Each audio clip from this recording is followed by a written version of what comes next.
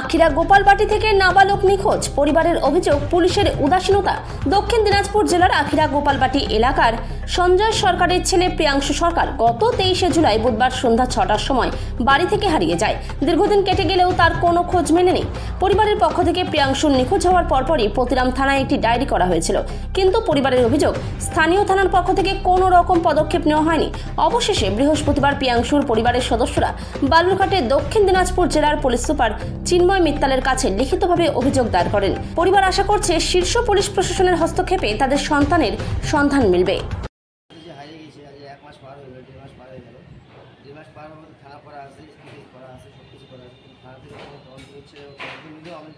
বুঝতে পারছি সেটা যে কী তদন্ত নিচ্ছে, ঠিক আছে।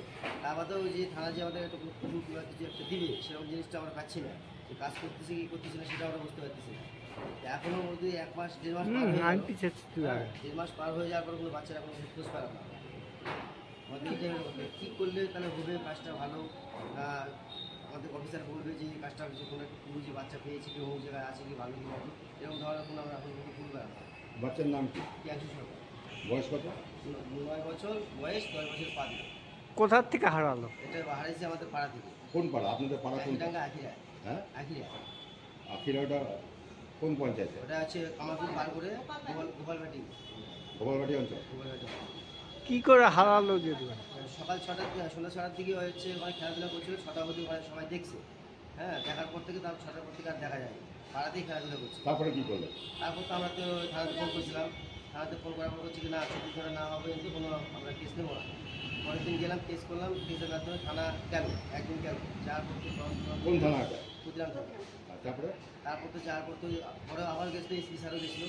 এসপি স্যার যাওয়ার পর তো একদিন যে তদন্ত নিয়ে আসতো, কী তদন্ত করলো সেই জায়গায় গেল, আমাদের কাছে শুনলো এই ব্যাপার, যে এই ব্যাপার বৃত্তান্ত এগুলো শুনলো। আমরা সব কিছু বললাম যা যা বলা, যে এরকম ঘটনা যেটা ঘটছে আর কি, বাচ্চাটা ছড়া থেকে পাওয়া যাচ্ছে না, এবং বাচ্চাটা 6টার পর থেকে 6টা অবধি দেখা গেছে, তারপর থেকে ওটা পাওয়া যাচ্ছে না।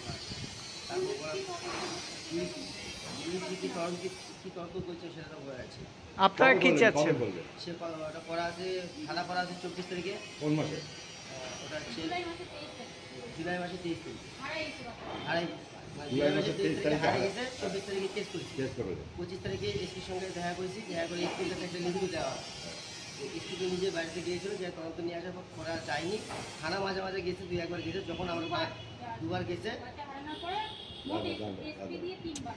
বাচ্চা হারিয়ে যাওয়ার পরে মানে কয়েকদিন পরে যখন হয়তো এখান থেকে চাপ দিয়েছে, হয়তো এসপি স্যার বলছে, তখন গিয়েছে 2-3 বার যাই, এমনি কি লেখা টাকা নামটা নিল, নিয়ে চলে গেছে। তারপর থেকে তার কোনো খবর পাওয়া যাচ্ছে না।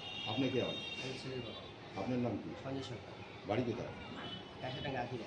আপনি কি চাচ্ছেন? আমি চাচ্ছি যে প্রশাসন কী করতেছে, আজ 1 মাস 1.5 মাস পার হয়ে গেল, বাচ্চাটাকে কোনো খোঁজ দিতে পারতেছে না।